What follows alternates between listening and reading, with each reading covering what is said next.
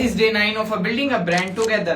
तो देखो आज हम जाने वाले हैं एक लीगल बिजनेस एडवाइजर के पास जो हमें अच्छे से गाइड कर सकते हैं और हम उनसे पूछेंगे कि ट्रेडमार्क और कॉपीराइट में क्या डिफरेंस होता है। विराज अनवर हूँ और हम जो है जीएसटी और इनकम टैक्स में काम करते हैं। जीएसटी, इनकम टैक्स और ये अकाउंटिंग में। Sir can you tell me the difference between copyright and trademark. ये देखिए, कॉपीराइट और ट्रेडमार्क में फ़र्क है। क्योंकि ट्रेडमार्क जो होता है वो किसी एक ऐसी कंपनी से होता है जो किसी प्रोडक्शन करी है, उसकी कोई एक अलग पहचान।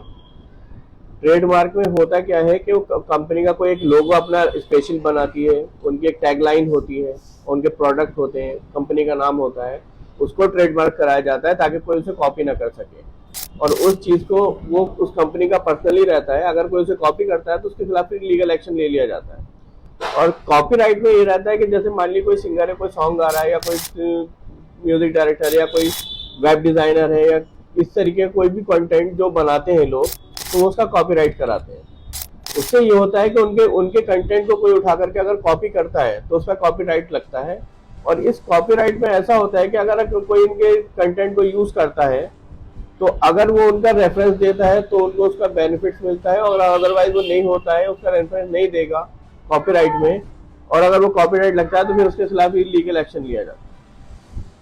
ये कॉपीराइट और ट्रेडमार्क में डिफरेंस है। क्या सर्विस रहती है अगर किसी को नीड होती है तो।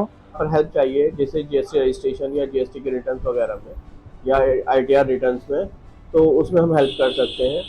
और काउंसलिंग भी देते हैं हम लोगों को, जो अगर कुछ पूछना चाहते हैं, किसी चीज़ की मशवरा चाहते हैं, तो हम उसके लिए भी काम करते हैं।